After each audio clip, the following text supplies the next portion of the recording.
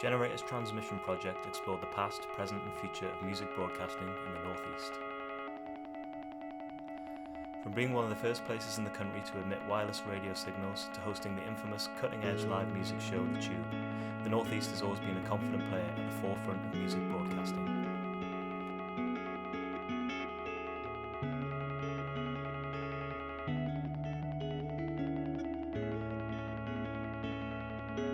With the steady influx of new media, how is the region adapting to challenges presented? And how do traditional broadcasting methods fit into this? Generator, people who were there, and the people there now tell the North East story.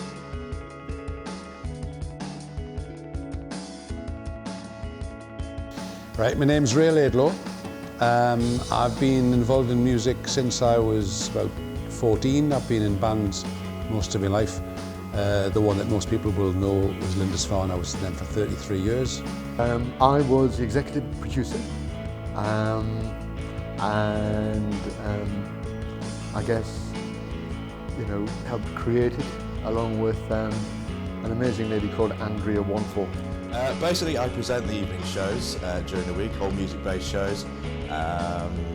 3 nights a week, it's sort of playlisty music, a bit of BBC introducing local new music in the middle. Fridays, funk and soul, and Saturdays, beat surrender. Angel Bloke, who's a little bit older, who likes the Clash and the Jam, that sort of thing. Do a bit of work on the sports show as well. Before that, it's every day. So. Well, I'm so grateful that it's a really good career because I started I started making tunes.com as well, which is the thing that's I began as a booker. I went in as a booker on a 3-month contract in 1982, and that rolled for 5 years, and I became associate producer. U2 at Red Rocks has got to be a highlight because of what happened on the night. The whole gig was pulled because of the weather, and then it stopped, and then we did it, and then you had all this mist and flames and incredible natural visual effects that you couldn't have bought. So that was a highlight. God, there'd been so many. Seeing Miles Davis have a pint in the Egypt cottage with Tina Turner in one corner sitting drinking with Annie Lennox, and then we do the Apocalypse Tube in 2000, and we get, the lineup for that was Prince, Paul McCartney, Robbie Williams, Travis, less than a mile away. And everybody said, oh, you'll never get it back, you'll never get the Tube back, and we did it 5 hours to see in the new millennium, and what a night that was. There was a program called All Right Now, which was a rock show, which was Network, which came out in the afternoon on Tyne Tees television. And there was something really good about that program, because you got people you didn't often see, like Billy Connolly presenting it, Susie Quatro presenting it, one with Nicky Most, the legendary producer, presenting it, and you knew there was something a bit different about this program. And of course, the team behind that program were the people who created it, who went on to create the Tube.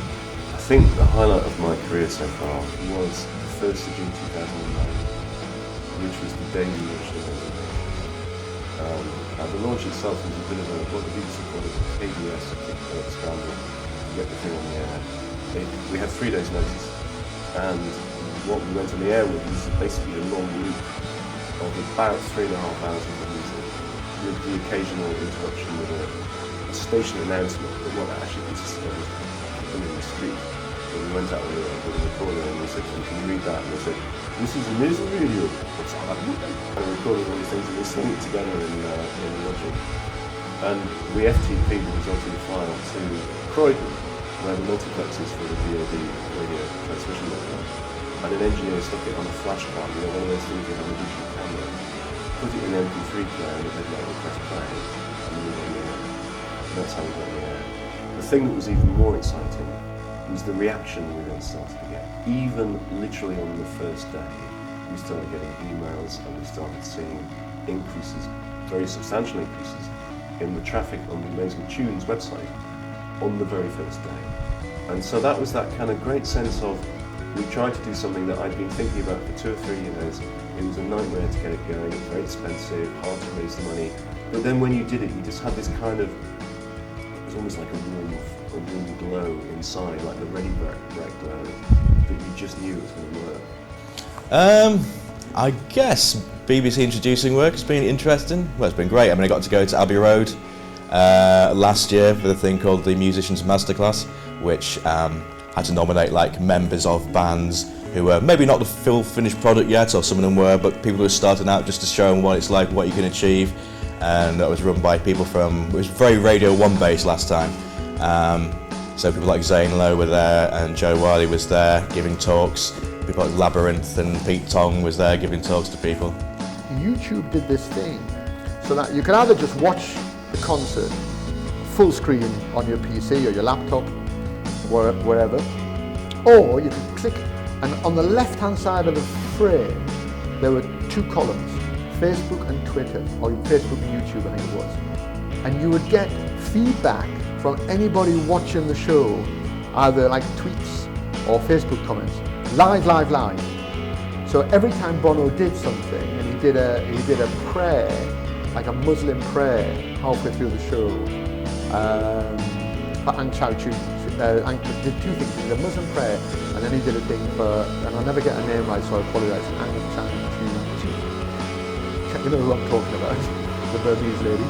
And the internet just went berserk. And we were getting text messages from kids in North Korea, and in Iran, and in China. And they would be saying things like, "This is amazing, thank you for doing this, Bono. Oh, we're being shut down, we're being closed down." And then it would just disappear. So you're getting instant feedback on something that you were producing. Now, I think it's just incredible. Because, you know, a band starting out, YouTube, you can create your own, make your own videos. You don't spend 80-100,000 like you'd have like record companies worth of rent doing either of you. You can be resourceful.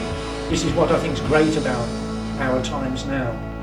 That people can be resourceful and they can literally do it themselves. It's a punk ethic, really.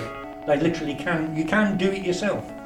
You don't have to wait for a major record company to sign you and to represent you, and for you to hope that you're the priority of the pile of records that goes in that week. You can do it yourself. The internet is a fantastic tool, and it's wonderful. All of the various ways that people keep in touch with each other and swap YouTube clips and all that. But it's fantastic. But it's not the universal experience. Whereas if somebody's on the telly or somebody's on the radio and loads of people hear it all at the same time, it's a shared experience, and you never forget those things. And I don't think it should be mutually exclusive. I think you should combine the two things. It's great. The modern ways of getting music across is fantastic. I think we've lost a bit by some of the more traditional methods aren't around anymore. I think they're important too. So the future of music is glorious and exciting. It's not necessarily music broadcasting in the conventional sense. It's a different kind of broadcasting. I mean, people sometimes look at what we're doing with Amazing and they say, is this a broadcasting outfit or is it a music company? Or is it an internet company or is it a software business? And I say, yes, it's all of those. I don't really care, actually. I think the point is that we need to be looking at new ways of doing stuff, taking advantage of digital technology to make it work to achieve creatively what you want to achieve. If it's called broadcasting, who cares? I mean, it's important for us to have a radio station that's on the radio and that you can switch a radio on and you can hear it. But that's only one component of what we're doing. And as time continues to go on and we hopefully expand what Amazing's doing, it will not be, by any stretch of the imagination, the only thing we do. What matters is that musicians get the chance to get their music heard. I think the most fertile things are happening on the web at the moment. The most creative, exciting ideas are definitely happening on the web, not on telly. And that's great. Thank God it's there. But I do think it's convergence. I think it's as I described before with the U2 show. It's where you can marry the strength and the upside of those different mediums, and bring them all into play. That's when the electricity starts to spark between those different media. And I think that's probably where the future is.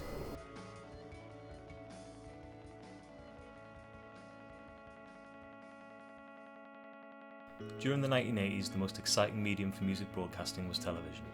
A new channel, the independent Channel 4, started broadcasting a new live music show called The Tube from Studio 5 at Tyne's television station in Newcastle.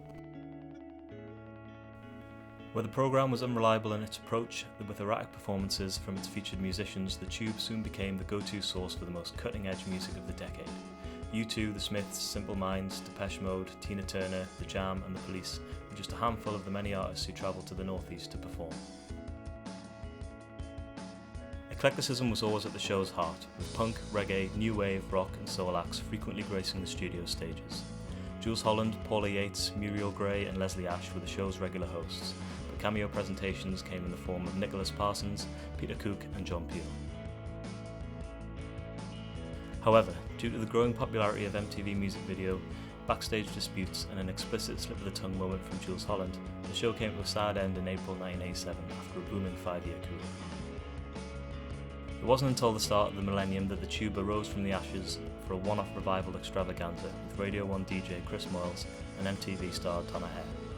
Tyne's studio is now downsized and moved to a smaller location in Gateshead, but the memories of those leading musicians who performed on such an exciting platform as the Tube remain a key part of the region's vibrant music broadcasting past.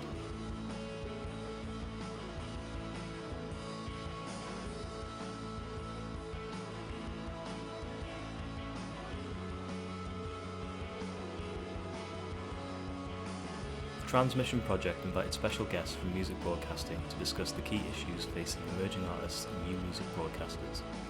Guests at various panel events included BBC Six Music's Tom Robinson, John Kennedy from XFM, Head of Music at Radio 2 Jeff Smith, radio pluggers, representatives of new media companies such as SoundCloud and Radio 1's Hugh Stevens. Attendees came away with a better idea of how to secure radio play and how new business models allowed for easier discovery and distribution of new music. While many are saddened by the demise of radio and music television, it's an exciting time for new artists to directly connect with fans and the music industry.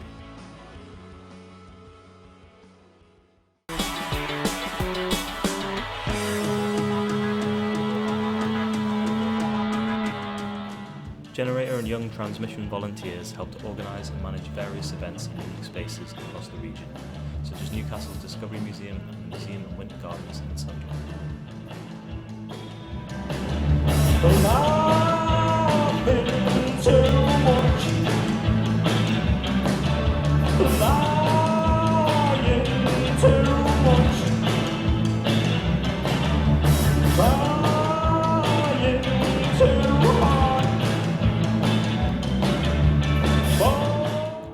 These all-age events encouraged attendees to learn about the history of music broadcasting in the Northeast, while unearthing the best new artists the region has to offer.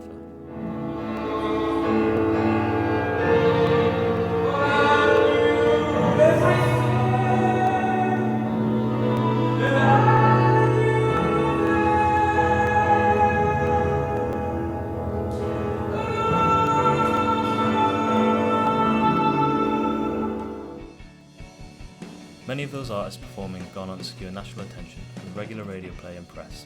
The mentorship and live opportunities allowed artists to play in front of large crowds and special guests such as Hugh Stevens and Tom Robinson from BBC Radio, building direct links between regional artists and national broadcasters.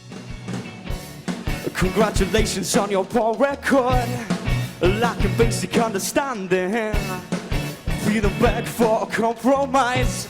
Open up your eyes and you might win. I will not be controlled, no, take me as face value. When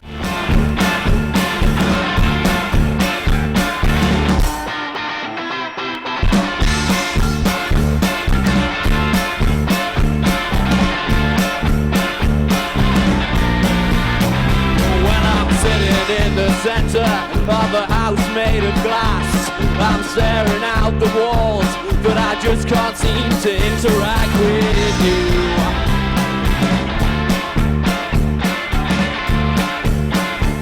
When I can't get a word in, cause you're talking over time. And but who's to decide? Who's to decide? If we're to comply with the laws of the Starside Guy. Just a little bit of holding on to what we control. Everything in perfect order, list each component. I am the son of the karma.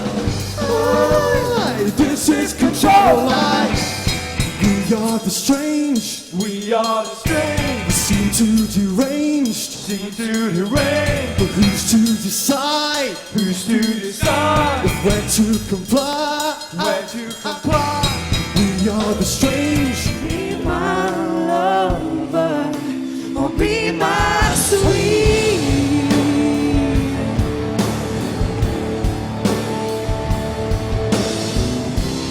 Be my own, or be my key.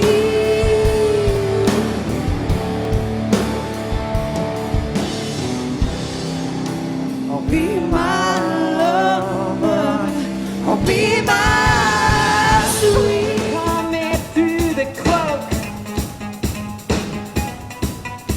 This time we try the coast to coast. She taps her foot, we quicken up. The tarmac crackles under us. I say, lover, just drive me around. I relax when we cover.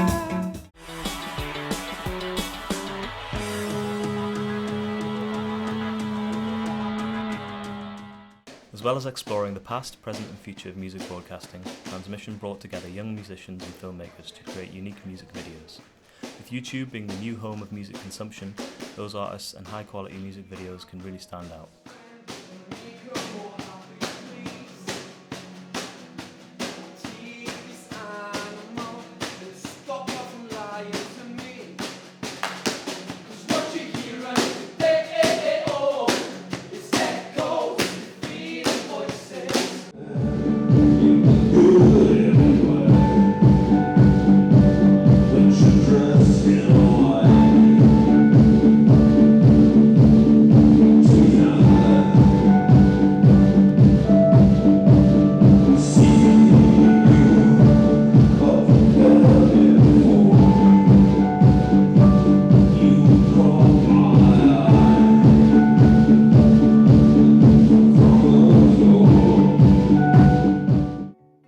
It was with this knowledge that our steering group helped to encourage collaboration between young artists in the region and promising filmmakers. Music videos were produced for Jimmy and the Sounds, Toyga, Symphonic Pictures and Agimal, and filmmakers who came through Transmission have gone on to make videos for labels such as XL Recordings and Domino.